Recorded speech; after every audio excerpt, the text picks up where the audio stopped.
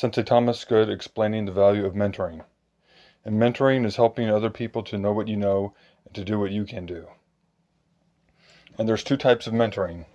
One of them I'm going to be doing as a teacher, and the other students don't need to know how to do this. They just need to be able to recognize that that's why I'm doing it differently. And the other is how students can mentor each other. Now the first part, just to understand it so you could recognize it, I as a teacher have to teach in a way that the students know that I know more than they do. And that's so they could learn better from me. Because if they think they know as much as I do, they don't need to come to class, and then they stop listening as much, and then they don't really learn.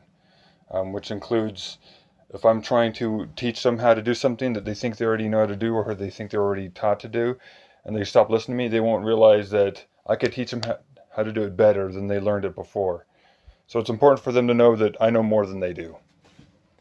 Now the other way, the way I want students to teach each other and to mentor each other, is instead of telling another student that I know how to do this better than you and let me show you how to do this better than you are doing it, say, I know how to do this to make it so you can do it better.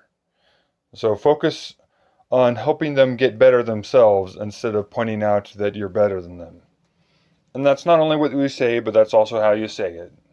Instead of looking how they're doing something, go, no, do it this way. Do it like I'm doing it. This is the better way. You can say, oh, I see how you're doing that, and I learned something about that that might be able to help you, or I realized something about that that might be able to help you do that a little bit better. And then you show them. One of the good ways of teaching someone is to do it with them, and then show them how, point out one of the things that you're doing about it makes it work a little bit better.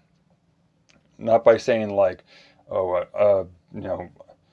see how I'm doing it better than you, but saying like, see how if you do it this way, it lets you do this part of it better, and then have them try it. Have them do it with you, and then give them a few pointers, and then as they start doing it better, saying, look, you're already doing as well or better than I am. Just try to build them up, and then once they start doing it very well, have them do it on their own and say, see, I'm glad we could help each other, because you also learn from them. You learn from the people who you're teaching, because when you see them do it in different ways, you have to really understand the move in order to help them do it better. So you really learn from each other, and I learn from my students. So be nice when you're helping other people, and don't make it sound like you know more than them, unless you're the teacher.